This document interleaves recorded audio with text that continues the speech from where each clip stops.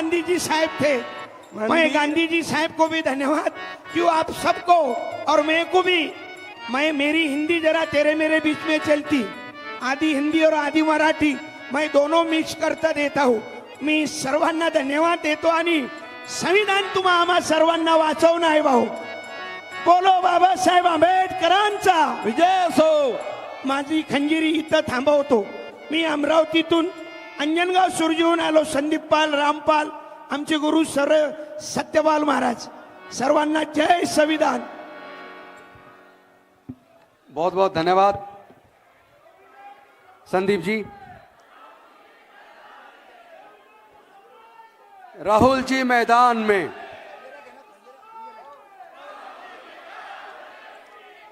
अब मैं निवेदन करूंगा लता ताई चिताले जी जो गांधीवादी हैं वो आए और चरखा का मोमेंटो आकर राहुल जी को देकर सम्मानित करें।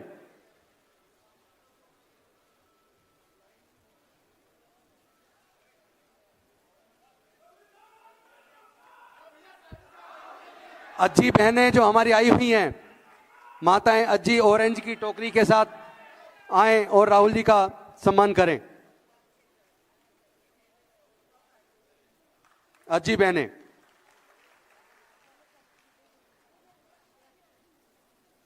महिलाओं के सम्मान में राहुल जी मैदान में।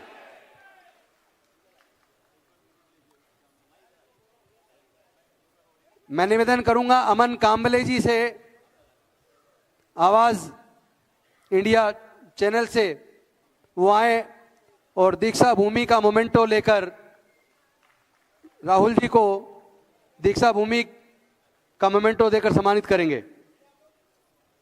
अमन कांबले जी। दीक्षा भूमि के सम्मान में, संविधान के सम्मान में उमेश कोराम जी वो टुकड़े जी महाराज की स्टैचू देकर राहुल जी को सम्मानित करेंगे।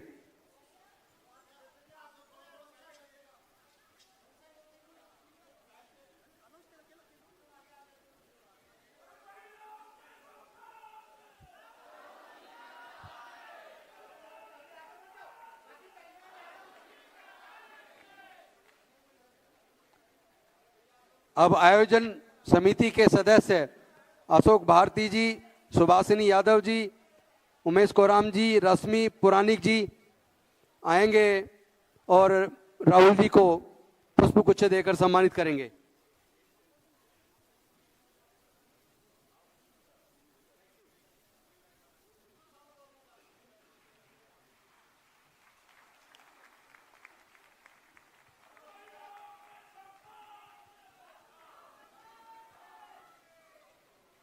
शाहू फुले अंबेडकर जी के सम्मान में, मां जिजाऊ सावित्री रमाई फातिमा शेख के सम्मान में, संविधान के सम्मान में। अब मैं निवेदन करूंगा आयोजन समिति के पिलर भाई अनिल जैन जी आए और राहुल जी के बारे में और प्रोग्राम के बारे में दो शब्द रख के आगे की प्रक्रिया अपने हाथ में लें।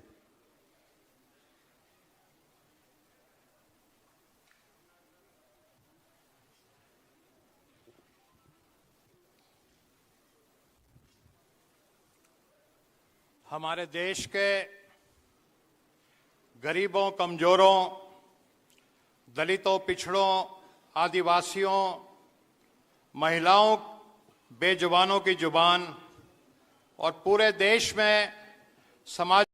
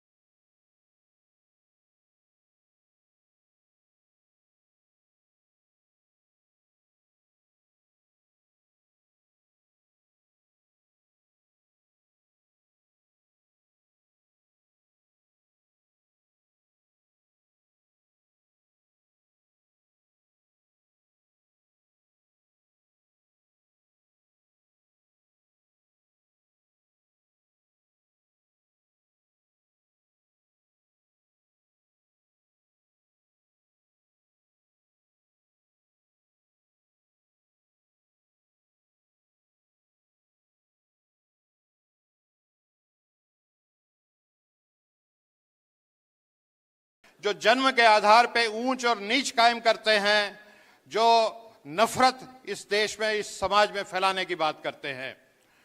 हमारे देश में अगर इतिहास को देखें संक्षिप्त में, तो जब जब समानता कायम हुई, समाज में समानता की स्थापना हुई, तब तक ये देश का स्वर्ण काल आया और ये देश महान, प्रबुद्ध, समृद्ध, संपन्न, सशक्त राष्ट्र बना। महात्मा बुद्ध के काल में सम्राट अशोक, जिनका संदेश पूरी दुनिया के कोने कोने तक गया, चीन, जापान, कोरिया, बर्मा, श्रीलंका। उसके बाद हम जिस स्थान पे बैठे हैं, ये महाराष्ट्र की पवित्र धरती है। यहां पे एक वारकरी भक्ति आंदोलन आया और उसमें जो संत थे, संत नामदेव, गाडगे जी महाराज, संत तुकाराम जी, संत गोरा कुम्हार जी, सब संतों ने समानता की बात की और एक समानता का समाज स्थापित हुआ इस इलाके में उस समय। और जब समानता का राज स्थापित हुआ तो शिवाजी महाराज, छत्रपति शिवाजी महाराज का उदय हुआ, एक शक्ति और संपन्नता इस क्षेत्र में आई।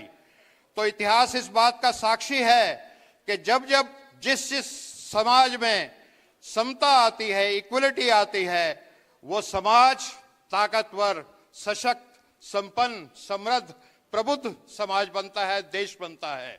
इसीलिए जब आजादी का आंदोलन चल रहा था, महात्मा गांधी के नेतृत्व में आजादी की लड़ाई लड़ी जा रही थी, कांग्रेस उस लड़ाई को लड़ रहा था और महात्मा गांधी और कांग्रेस और हमारे तमाम स्वतंत्रता सेनानी अच्छाई की ताकत का प्रतीक बन के लड़ रहे थे अंग्रेजों से।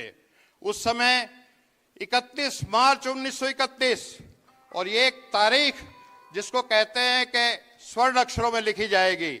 उस दिन कांग्रेस का एक अधिवेशन होता है कराची में और उस अधिवेशन में एक बहुत ही महत्वपूर्ण प्रस्ताव पास होता है कि जब भी हमारा देश आजाद होगा, इस देश में सभी नागरिकों को समान मूलभूत अधिकार दिए जाएंगे, सिविल राइट्स दिए जाएंगे, फंडामेंटल राइट्स दिए जाएंगे, चाहे वो किसी भी जाति का नागरिक हो, ऊंच नीच नहीं की जाएगी, चाहे वो किसी भी धर्म का हो, किसी भी क्षेत्र का हो, निर्धन हो, धनवान हो, निरक्षर हो, साक्षर हो, सबको बराबर का वोट का अधिकार दिया जाएगा और सब मिलकर के लोकतंत्र के द्वारा ये तय करेंगे कि इस देश में कौन शासन करेगा। साथियों, 15 अगस्त को देश आजाद हो गया। हमारे देश के जो बड़े नेता थे, महात्मा गांधी, पंडित जवाहरलाल नेहरू, मौलाना आजाद, सरदार पटेल, बाबू जगजीवन राम, सब मिलकर के एक बैठक करते हैं कि अब जो प्रस्ताव हमने 31 मार्च 1931 को पास किया था, अगर उसको धरती पे उतारना है, उसको साकार करना है, तो ये जिम्मेवारी किस व्यक्ति को सौंपी जाए।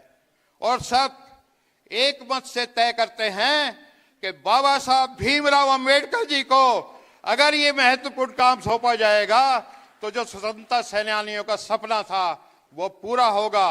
और आपने देखा कि बाबा साहब भीमराव अंबेडकर जी ने 26 नवंबर 1949 को देश को संविधान सौंपा, जो बाद में 26 जनवरी को लागू हुआ। लेकिन जैसे ही वो संविधान सौंपा गया तो वो ताकतें जो इस देश में नफरत फैलाना चाहती हैं, जो जन्म के आधार पे ऊंच और नीच करती हैं, जो आपस में भाईचारा पसंद नहीं करती, जो चाहते हैं कि इस देश की सारी धन संपत्ति, सारा मान सम्मान, पद चंद मुट्ठी भर हाथों में आ जाए, उन लोगों ने तब भी बाबा साहब के संविधान का विरोध किया। और उसके बाद लगातार वो इस चीज के लिए तिलमिलाते रहते हैं, छटपटाते रहते हैं कि संविधान को कैसे बदला जाए। और अभी हमने देखा पिछले लोकसभा चुनाव में कि उन्होंने एक बात कही कि 400 की सीट आ जाएंगी तो हम संविधान को बदल के रख देंगे। लेकिन मैं बधाई देना चाहता हूं अपने देश में लोकतंत्र में विश्वास करने वाले सभी बुद्धिजीवियों को, सभी नागरिकों को, इस देश के दलितों को, पिछड़ों को, आदिवासियों को, कि उन्होंने उनकी मंशा को समझ लिया और उनके सपने को चकनाचूर कर दिया। और आज हमारे बीच में आदरणीय न्याय योद्धा, जननायक राहुल गांधी जी हैं और संविधान की लड़ाई के लिए, सामाजिक न्याय की लड़ाई के लिए, जाति जनगणना की लड़ाई के लिए आरक्षण की सीमा 50% की तोड़ दी जाए, आगे बढ़े। इस लड़ाई के लिए अगर कोई शख्सियत आज इस देश में सबसे ज्यादा और सबसे बहादुरी से काम कर रहा है तो उस व्यक्ति का नाम, उस शख्स का नाम अगर आप बताएंगे, राहुल गांधी, तो अब मैं आपके उनके बीच में दीवार न बनते हुए मैं उनसे अनुरोध करूंगा, निवेदन करूंगा कि वो आएं और अपने उद्बोधन से हमें आलोकित और प्रबुद्ध करें। आदरणीय राहुल गांधी जी।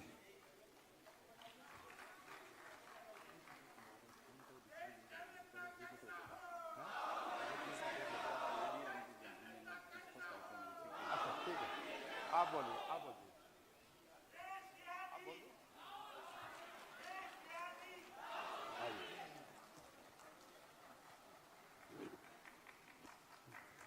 सभी को नमस्कार। आदरणीय राहुल गांधी जी, और आज का जो वह है कि संविधान सम्मेलन हम भारत के लोग, तो हम भारत के लोग हैं तो क्या कम है, सब हम, तो हम भारत के लोगों का कि हम इस बैठे हुए लोग और देश के लोग हम मानव बनना चाहते हैं, मानव बनना, मानव पे ये संविधान हमको दिया गया है। मैं एक सुझाव करता हूँ कि आदरणीय राहुल गांधी जी को हमारे जो पिछड़े समाज है, मैं माड़िया समाज से हूँ, मैं माड़िया समाज गोंड, तो अब उसका हम वनवासी नहीं है, वन निवासी है। हाँ, हमारे जंगल, हमारे जमीन, हमारे की संविधान के अंदर जो दिया है 5वीं अनुसूची है, ये हमारे देश के हमारे 10 राज्यों में ये लागू करना चाहिए, वो अमल होना चाहिए। ये सबको जल, जंगल, जमीन ये बचना चाहिए, लोगों को मिलना चाहिए और पर्यावरण का रक्षण होना चाहिए। इतना ही मैं बोल के समाप्त करता हूं।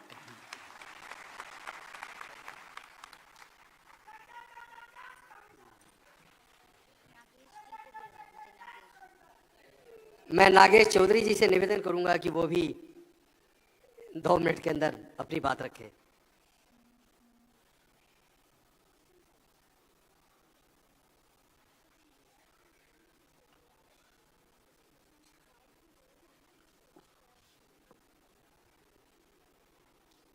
इस मंच पर राहुल गांधी जी आए हैं और उनके सत्कार में हम सब तालियां बजाएंगे कि वो देश को एक नई दिशा दे रहे हैं।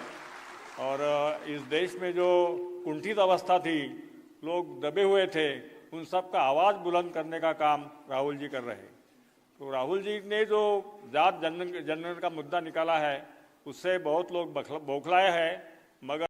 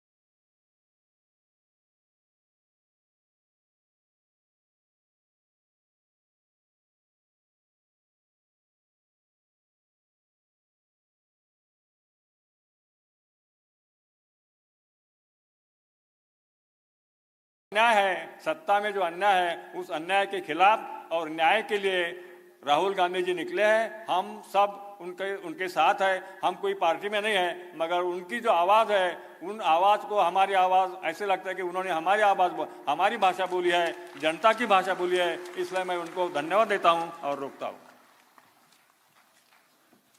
डॉक्टर विश्वभर चौधरी जी आए, वो भी 2 मिनट में रखें। आदरणीय राहुल जी और इस सभागृह में उपस्थित बंधु भगिनी, हम ज़्यादा बात नहीं करने वाले, 2 मिनट में ही ख़त्म करेंगे। लेकिन निर्भय बनो राहुल जी, हमने मुहिम चलाई महाराष्ट्र में और 75 रैलीज की बहुत बड़ी, नागपुर में भी बहुत बड़ी रैली हो गई। हम आपके साथ हैं, वो तो हम बताना ही चाहते हैं। और हम उनके खिलाफ है जो आज हमको राष्ट्रवाद सिखा रहे हैं। आज हमको राष्ट्रवाद वो सिखा रहे हैं जिन्होंने राष्ट्रपिता को मारा, राष्ट्रध्वज को नकारा और राष्ट्रगीत को भी नकारा। ऐसे लोगों से हम राष्ट्रवाद सुनना नहीं चाहते। इसलिए राहुल जी हम आपके साथ हैं। निर्भय बनो हमारे आंदोलन का नाम है, लेकिन भारत को निर्भय राहुल जी ही बना रहे हैं। यह मैं बात बिल्कुल स्पष्ट रूप से करना चाहता हूँ। बहुत बहुत शुक्रिया। आगे भी लोग हैं, मैं ज्यादा समय नहीं लूंगा। धन्यवाद। मैं निवेदन करूंगा लताताई चिताली जी से, वो भी हार्ट बीट राहुल गांधी और आप सब कांग्रेस जन की शक्ति। मेरे एक आंख में आंसू है, दूसरे आंख में हंसू है। मैं हंस रही हूं। आंख में आंसू, आज मेरे देश की जो कॉन्स्टिट्यूशन है संकट में है और रोज उसकी चिंता रहती है, नींद नहीं आती। लेकिन दूसरे आंख में मेरे आज हंसू है, हर्ष है। ये शक्ति मेरे राहुल के पीछे खड़े रहने वाली है। ये शक्ति राहुल के रूप में, मैं जिस संस्कृति में पैदा हुई, मैं जिस संस्कृति में जी पूरे साल बापू के साथ रह चुकी हूँ, बापू का कंधे पे हाथ है, नेहरू जी के संस्कार है और आज 95 इयर्स ओल्ड एजुकेटेड लेडी कह रही है राज्य शास्त्र की एमए हूँ। जो संस्कृति का सपना देखा था अंग्रेजों के 150 साल में, जो संस्कृति गुलामगिरी में थी, उसके बाद कैसी संस्कृति आएगी उसका सपना देखा था। लेकिन धार्मिकता ने वो सपना पूरा किया नहीं है। मुझे आपसे राहुल के लीडरशिप में मैं आशा करती हूँ कि वो जो संस्कृति है उसका धर्म ग्रंथ हमारे राज्य घटना है और ये राज्य घटना जो है करोड़ों करोड़ों 100 साल के लोगों की शक्ति का ग्रंथ है। हमारे लिए, मेरे लिए स्वर्ग में वही ग्रंथ मैं ले जाने वाली हूँ। उसका संरक्षण इसके लीडरशिप में यानी कांग्रेस के नियमों में आप लोग करोगे। मेरे को एक ही आवाज में करो कि अम्मा तू जाने के लिए सुख से जा, हम साथ में है। कहो, कहो एक हाथ। और ये शक्ति पैदा करने का जो स्विच है, बटन है, वह है बाबा बापू अमर रहे। बाबा यानी डॉक्टर बाबा साहेब अंबेडकर, बापू यानी महात्मा गांधी। मैं 3 बार कहूंगी और रात को आपके इस व्यक्ति का दर्शन करके ईश्वर को कहूंगी मेरे को ले जा। बाबा बापू, बाबा बापू, बाबा बापू। मेरे राहुल को सुखी रहे भगवान।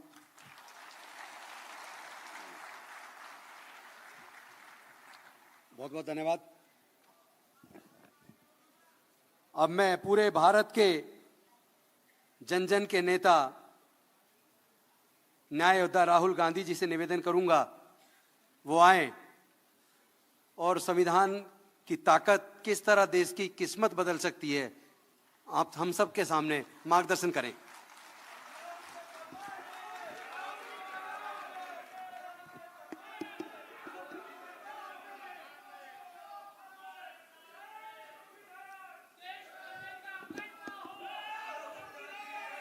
संविधान के सम्मान में, संविधान के सम्मान में, संविधान के सम्मान में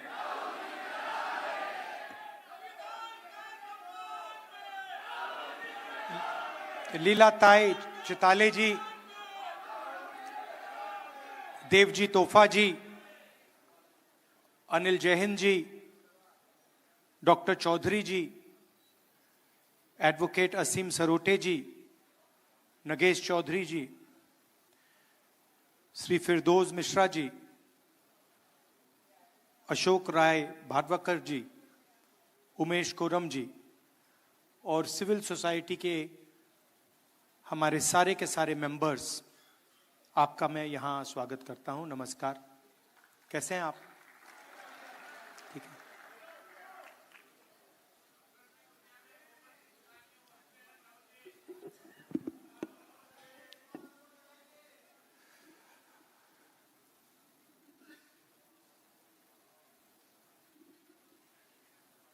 ऐसे अब हम 3-4 सम्मेलन कर चुके हैं। आपने आज डिस्कशन किया होगा, आपने अपने विचार रखे होंगे। अच्छा डिस्कशन होता है, एक प्रकार से क्लैरिटी और डायरेक्शन मिलती है। अभी आपने अंबेडकर जी और गांधी जी की बात की, और हर सम्मेलन में अंबेडकर जी की बात होती है, गांधी जी की बात होती है, शिवाजी महाराज, महात्मा फूले जी, सावित्री फूले जी, संत तुकाराम जी, बहुत सारे नाम हैं, साहू महाराज जी, बिरसा मुंडा जी, अंबेडकर जी, गांधी जी, उसमें बुद्ध भगवान का नाम जोड़ा जाता है, बसवना, नारायण गुरु। हर प्रदेश में आपको ऐसे 2-3 नाम मिलेंगे।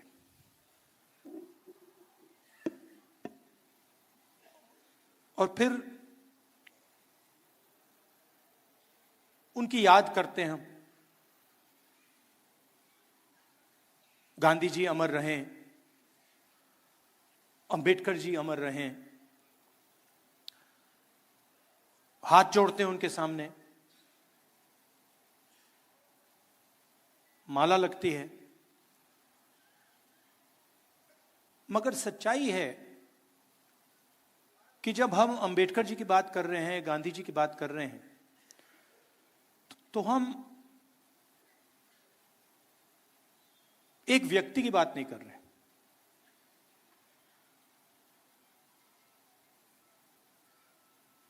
क्योंकि अगर हम अंबेडकर जी की बात करें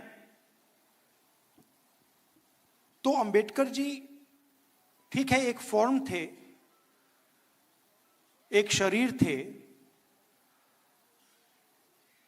मगर अंबेडकर जी के मुंह से सिर्फ उनकी आवाज नहीं निकलती थी। जब अंबेडकर जी बोलते थे तो करोड़ों लोगों की आवाज, करोड़ों लोगों की आवाज उनके मुंह से निकलती थी। अगर सिर्फ अंबेडकर जी की आवाज निकलती तो हम उनका याद नहीं करते। हम उनका याद इसलिए करते हैं क्योंकि जब अंबेडकर जी बोलते थे तो दूसरों का जो दुख था, दूसरों का जो दर्द था, वो उनके मुंह से निकलता था। मैंने उनकी किताबें पढ़ी हैं, चाहे एनालिसिस ऑफ सेल्फ हो, एनालिसिस ऑफ कास्ट हो, बुद्धिज्म पे काफी पढ़ा है। और जब आप अंबेडकर जी को पढ़ेंगे तो दिखता है कि यह व्यक्ति अपनी बात नहीं कर रहा है, यह व्यक्ति दूसरों की बात कर रहा है। और इस व्यक्ति के अंदर, जो हर नेता के अंदर लड़ाई होती है,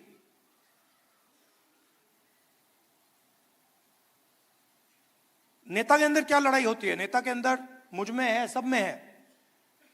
मैं क्या चाहता हूं और जनता क्या चाहती है, इसके बीच में टेंशन होती है।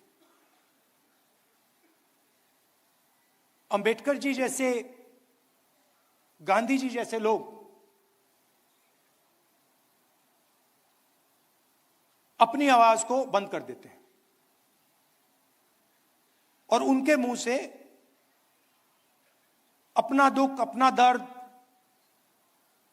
नहीं निकलता है। उनके मुंह से दूसरों का दर्द, दूसरों का दुख, दूसरे की आवाज निकलती है। तो जब हमने ये कॉन्स्टिट्यूशन, जब हमने, हिंदुस्तान ने, सिर्फ कांग्रेस पार्टी ने नहीं,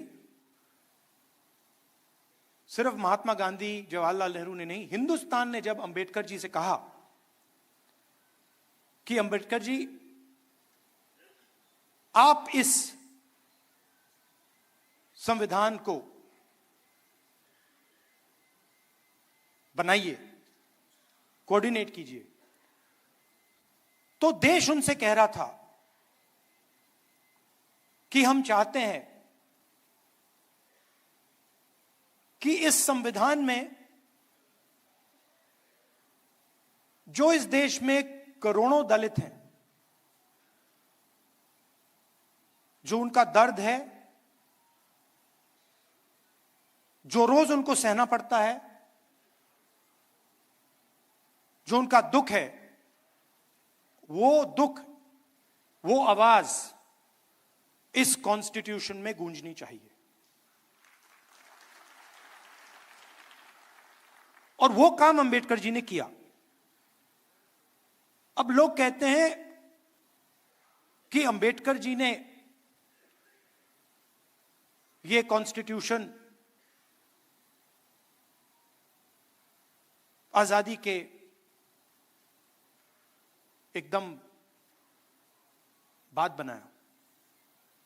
तो मैं आपसे पूछना चाहता हूं, क्या इस कॉन्स्टिट्यूशन में फूले जी की आवाज नहीं है? इसमें बुद्ध भगवान की आवाज नहीं है? बसवना, फूले जी, सावित्री फूले जी, इन सब की आवाज नहीं है? तो ये जो है, जिसकी आज हम रक्षा कर रहे हैं, ये हजारों साल पुरानी किताब है। इसके अंदर जो सोच है, ये एक, हम कह सकते हैं कि ये मॉडर्न वर्जन है, 20th सेंचुरी का वर्जन है, मगर इसमें जो सोच है वो हजारों साल पुरानी है।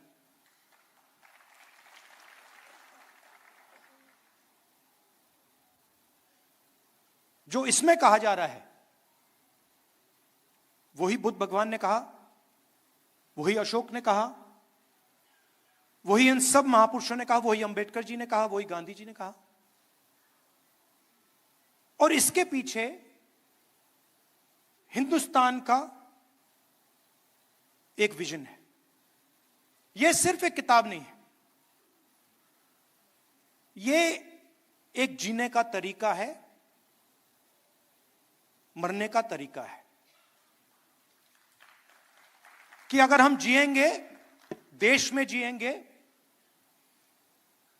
तो एक दूसरे का आदर करेंगे, रिस्पेक्ट करेंगे, और जितनी जगह हम चाहते हैं उतनी ही जगह हम दूसरे को देने के लिए तैयार होंगे। इसमें कहीं नहीं लिखा कि एक व्यक्ति हिंदुस्तान की पूरा धन, हिंदुस्तान की पूरी शक्ति, हिंदुस्तान का भविष्य छीन सकता है। इसमें लिखा है कि समानता होनी चाहिए, वन मैन वन वोट होना चाहिए, सबका आदर होना चाहिए, हर धर्म का आदर होना चाहिए, हर जात का, हर प्रदेश का, हर भाषा का आदर होना चाहिए। तो जब आरएसएस के लोग, बीजेपी के लोग इस पर आक्रमण करते हैं, तो सिर्फ इस किताब पर नहीं कर रहे हैं आक्रमण, वो हिंदुस्तान की आवाज पर आक्रमण कर रहे हैं। कॉन्स्टिट्यूशन से हमारे इंस्टीट्यूशंस बनते हैं, सरकार के अलग अलग संस्थाएं बनती हैं, इलेक्शन कमीशन बनता है। अगर कॉन्स्टिट्यूशन नहीं होता, ये नहीं होता, तो इलेक्शन कमीशन नहीं होता। राजाओं महाराजाओं के पास इलेक्शन कमीशन नहीं होता था।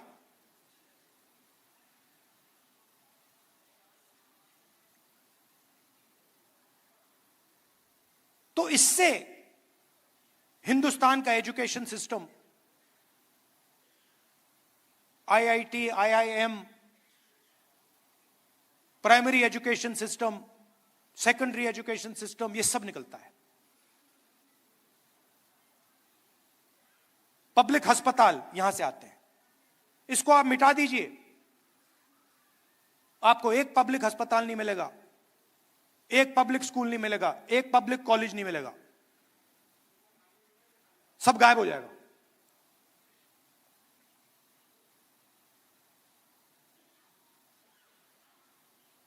और आरएसएस एक के बाद एक, आरएसएस इस पे सीधा आक्रमण नहीं कर सकती है, डरते हैं। अगर सामने से इसके साथ लड़ गए, वो 5 मिनट में हार जाएंगे।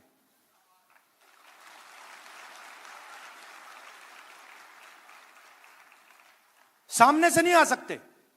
वो जानते हैं कि जिस दिन वो सामने से आ गए,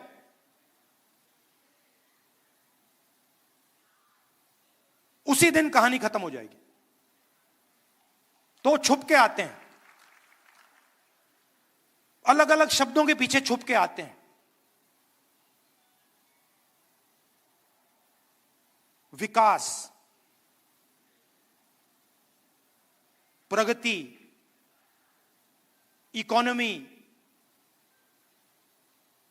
अलग अलग शब्दों के पीछे छुप के आते हैं, मगर लक्ष्य पीछे से इसमें छुरा मारने का है। अच्छा, दम होता तो आगे से आते,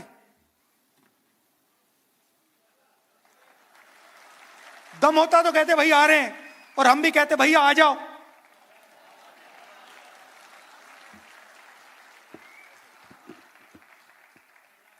किसी ने बहुत अच्छी बात बोली मुझे 2-3 दिन पहले,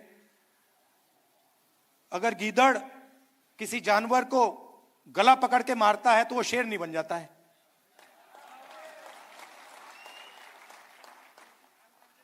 तो सामने से नहीं आते, पीछे से आते हैं, छुप छुप के आते हैं।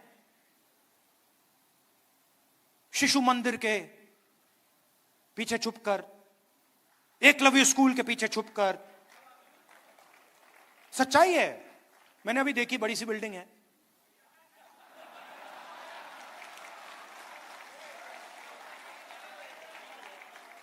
हजारों करोड़ की होगी जमीन।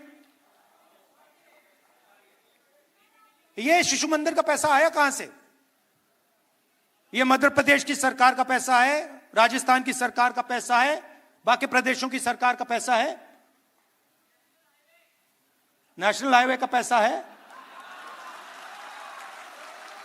उसको आप कह सकते हो विकास का पैसा है, गुजरात मॉडल का पैसा है, अंबानी अदानी का पैसा है। तो बीच में राहुल गांधी की आवाज नहीं, बीच में से एक और आवाज निकली। नहीं, वो दूसरी है, वो दूसरी वाली है। मगर बीच में मैं सुन रहा था। अब मेरा काम जनता की आवाज सुनने का है, तो मैं सुन रहा था। और पहले एक छोटी सी आवाज आई, छोटी सी थी, जाति जनगणना। वो कोने से आई, वो ऐसे मतलब अगर मीटिंग हो, वो 200-300 लोगों ने नहीं कही, वो एक आदमी आया कोने से, कहता है जाति जनगणना। और फिर आस्ते आस्ते वो जाति जनगणना जाति जनगणना जाति जनगणना फैलती जा रही है। इसको हमने जाति जनगणना नाम दिया है। जैसे अंबेडकर जी की सोच, बसवना गांधी जी की सोच को हमने यह नाम दिया है कॉन्स्टिट्यूशन, वैसे ही जाति जनगणना को हमने नाम दिया है। मगर जाति जनगणना का असली मतलब न्याय है। क्योंकि अगर इस देश में 90% लोगों के पास कोई पावर ही नहीं है, कोई पैसा नहीं है, कोई धन नहीं है, कोई एसेट्स नहीं है,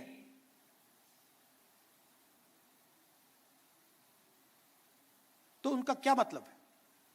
आपने कहा, यह शब्द बहुत यूज होता है आजकल, समानता, सॉरी आदर, रिस्पेक्ट।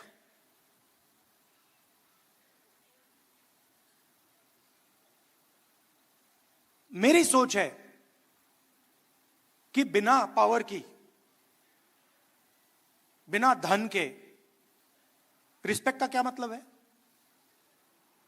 कोई भूखा मर रहा है, उसकी कोई सुनता नहीं है,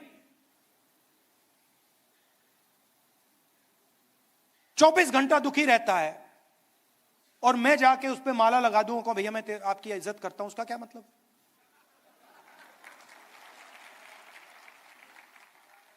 उससे अच्छा उसे शक्ति दो,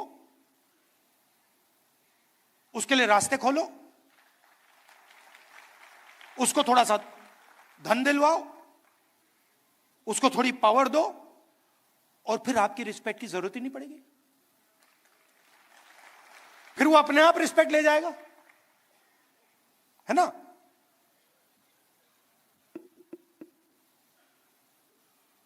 तो मैं चाहता हूं कि ये जो सबसे बड़ा सवाल हमारे सामने है, और ये छुपा हुआ है, इसकी झलकें दिखती हैं, हर रोज दिखती हैं। कल मैं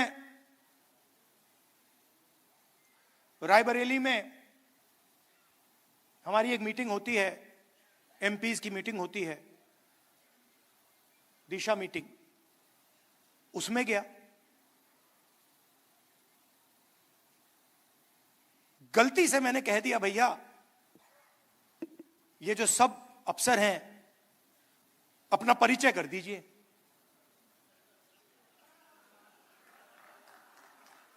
गलती से कह दिया मैंने।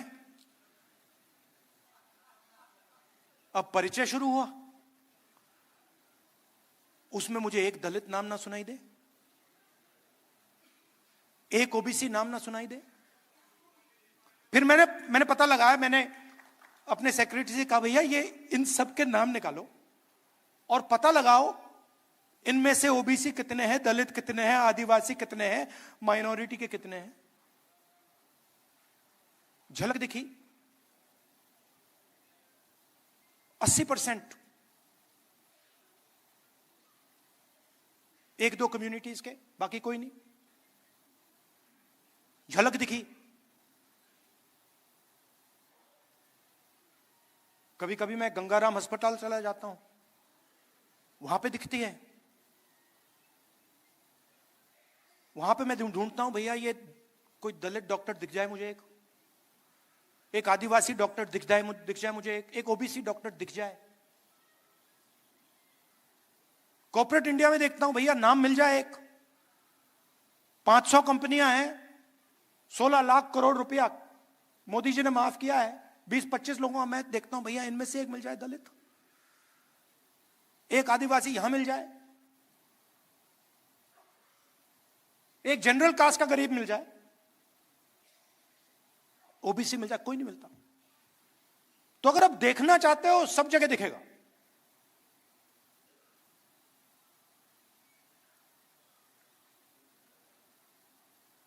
जुडिशरी में हाई कोर्ट्स देख लीजिए,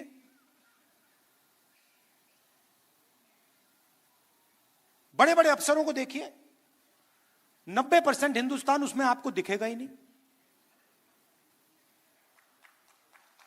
और आजकल तो मैं मतलब डेटा का टाइम है, मैं तो निकालता रहता हूं। मेरे पास लिस्ट है, कभी मैं आपको दिखा दूंगा, चौंक जाओगे आप लोग, ये हो क्या रहा है।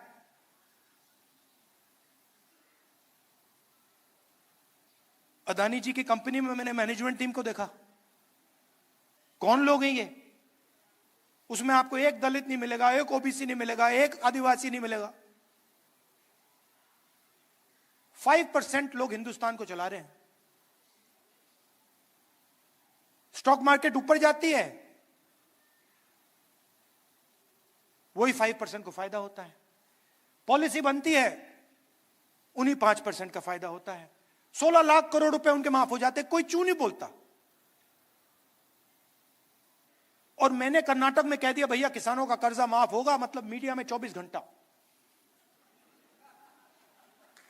24 घंटा, ये देखो राहुल गांधी किसानों की आदत बिगाड़ रहा है, ये पागल हो गया, ये किसानों की आदत बिगाड़ रहा है। अच्छा भैया, आपने उन 25 लोगों की आदत नहीं बिगाड़ी कि 16 लाख करोड़ रुपए आपने पकड़ा दिए उनको।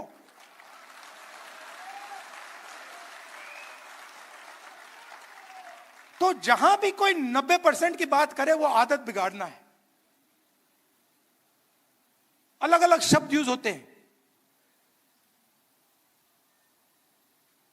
किसान अगर अपना बैंक लोन वापस ना दे, उसको लाठी मार के जेल में डाल देते हैं, कहते हैं डिफॉल्टर हो तुम,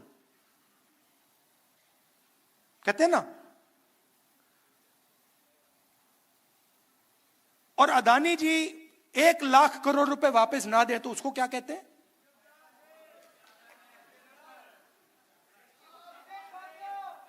देशभक्त। एक को डिफॉल्टर बना देते हैं और दूसरे को बिजनेसमैन नाम दे देते हैं। वो बेचारा जेल चला जाता है और ये प्राइवेट हवाई जहाज में मतलब विदेश जाता है। और इसको हिंदुस्तान में हम विकास कहते हैं।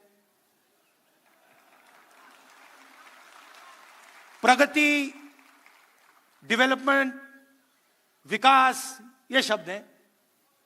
अरे भाई, किसका विकास, किसकी प्रगति, किसका डेवलपमेंट, ये भी बता दो।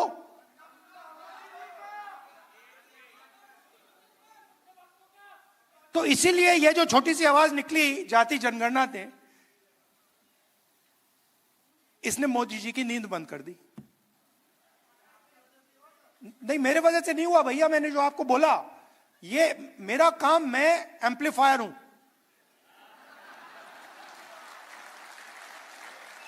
मेरा काम एम्पलीफिकेशन है। मेरा काम आपके पास आकर सुनने का है। मेरा काम, जो मेरा लक्ष्य है ना, उसको खत्म करने का, उसको मारने का है। जो मेरे अंदर लक्ष्य है कि भैया मुझे ये चाहिए, मुझे वो चाहिए, मुझे वो चाहिए, उसको मारने का है। मैं हर रोज सुबह उठकर उसको मारता हूं। और मेरा काम आपकी आवाज, जो हिंदुस्तान के गरीब लोग हैं, उनकी आवाज सुनने का है। ये मुझ में कोई कंफ्यूजन नहीं है। तो ये आवाज निकली छोटी सी, पहले कहती है भैया जाति जनगणना। मैंने सुना, फिर थोड़ी फैली, फिर और फैली, और फिर उसके बाद मैं देख रहा था मोदी जी का चेहरा बदलने लग गया। ये क्या हो रहा है? देश की जनता न्याय कैसे मांग रही है? जाति जनगणना से सब कुछ साफ हो जाएगा। हिंदुस्तान के हर गरीब व्यक्ति को, चाहे वो जनरल कास्ट का हो, दलित हो, आदिवासी हो, पिछड़े वर्ग का हो, माइनॉरिटी हो, महिला हो, जो भी,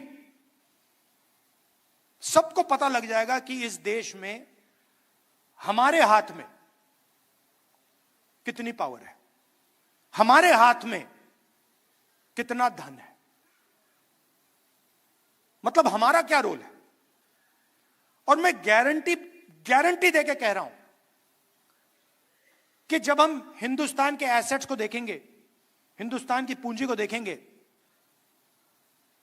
उसमें आपको दिखेगा कि वहां पे ना कोई दलित है, ना कोई आदिवासी है, ना कोई पिछड़ा है।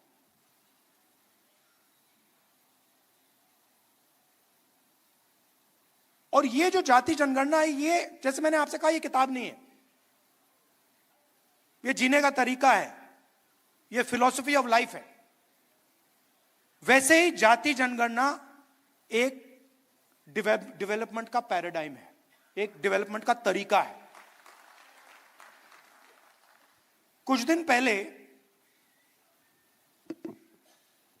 एक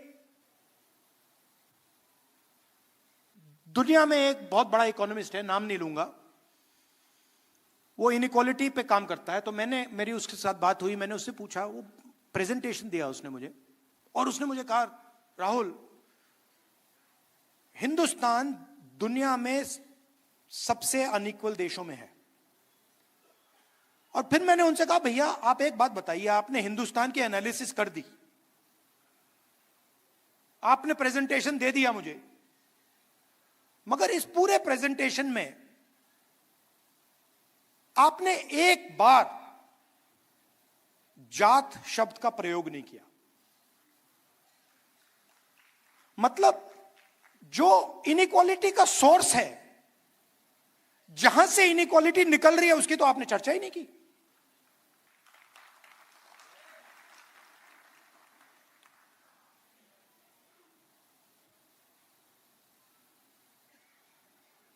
मेरे एक दो दोस्त हैं, कभी कभी बात हो जाती है,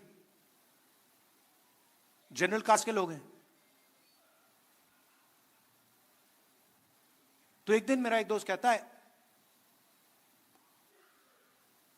मुझे तो जात नहीं दिखती। मैंने कहा, तुझे कहां से दिखेगी?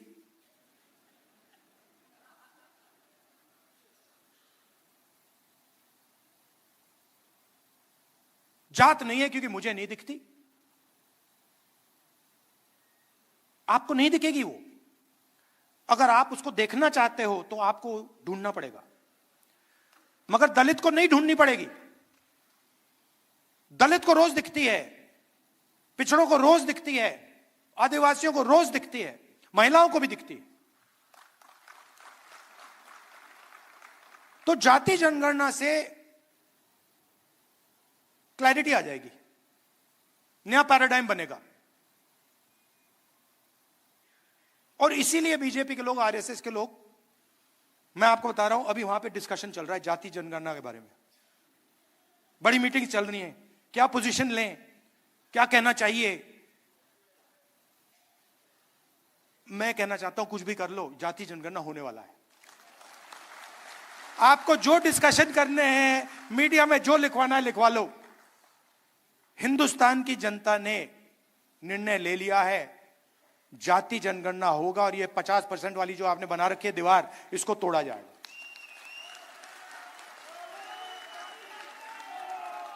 तो ये आस्ते आस्ते आवाज बढ़ती जा रही है, इसको रोका नहीं जा सकता। हमारा काम आपका काम एम्प्लीफिकेशन का है, समझाने का है कि देखिए, जाति जनगणना से संविधान बचेगा। अगर जनता को पता लग गया कि उनके साथ क्या अन्याय हो रहा है, तो वो एकदम इस किताब को पकड़ लेंगे और इसकी ये बच जाएगा। तो आप एम्पलीफायर हो, मैं भी एम्पलीफायर हूं, आप भी एम्पलीफायर हो। हमें देश को बताना है कि गरीबों के साथ, 90% लोगों के साथ इस देश में अन्याय हो रहा है, रोज होता है, और उसके खिलाफ हम सब लड़ रहे हैं। और पहले 2 कदम, जाति जनगणना और 50% की दीवार, यह है। अब मोदी जी कहते हैं, आपने सुना होगा, जब भी मैं जाति जनगणना की बात करता हूं, मोदी जी कहते हैं, देखिए राहुल गांधी देश को बांटने की कोशिश कर रहा है। कहते हैं ना, मैं देश को बता रहा हूं कि 90% लोग इस देश की प्रगति में शामिल ही नहीं है। मैं देश को बता रहा हूं कि कॉर्पोरेट इंडिया में, मीडिया में, जुडिशरी में 90% लोग हैं ही नहीं। 100% करेक्ट। अच्छा, अगर आपको देखना है, अगर आपको आदिवासी, दलित, पिछड़े लोग देखने हैं, मैं आपको बता दूंगा कहां मिलेंगे। जेल में, मनरेगा की लाइन में, मैन्युअल लेबर में। ये जो सड़कें बनती हैं, ये जो इमारतें बनती हैं, ये जो इमारत बनी है, ये 90% ने बनाई है। ये जो है ये 90% ने बनाया है, मगर इसका फायदा उसको नहीं मिला। इस इमारत का फायदा उसको नहीं मिला। बस तो यही सवाल है, यही सवाल मैं उठा रहा हूं और मुझे बहुत अच्छा लग रहा है, मजे आ रहे हैं मुझे। जहां भी जाता हूं मैं, मतलब खुशी से जाता हूं, आप जैसे लोगों से मिलता हूं। थिंकिंग एक ही है, आप मुझे समझते हो, मैं आपको समझता हूं। मतलब मैंने इतना लंबा भाषण दे दिया, मैं आपको कह रहा हूं अगर मैं यहां आके 2 मिनट बोल देता आप समझ जाते। जो मैंने आधे घंटे में बोला है आप 5 सेकंड में समझ जाओगे। सही पकड़े, आपकी नियत मेरी नियत साफ है।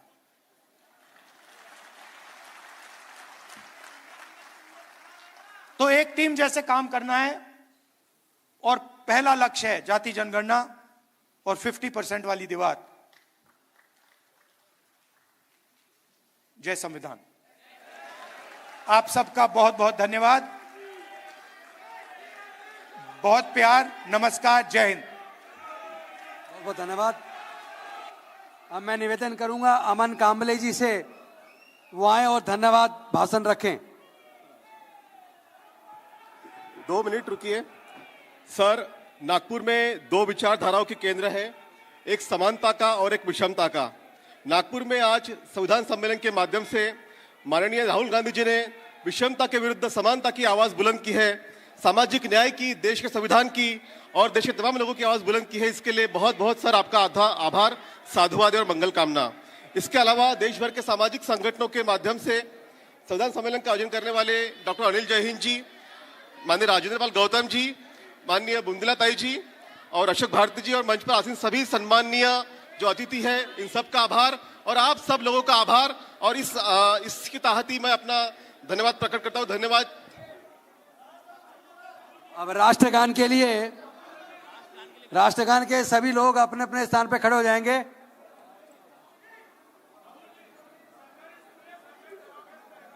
राष्ट्रगान के लिए मन अधिनायक जय हे भारत भाग्य विधाता, पंजाब सिंध गुजरात मराठा द्राविड़ उत्कल बंगा, विंध्य हिमाचल यमुना गंगा उच्चल जलधि तरंगा, तव शुभ नामे जागे, तव शुभ आशीष मांगे, गाहे तव जय गाथा, जन गण मंगलदायक जय हे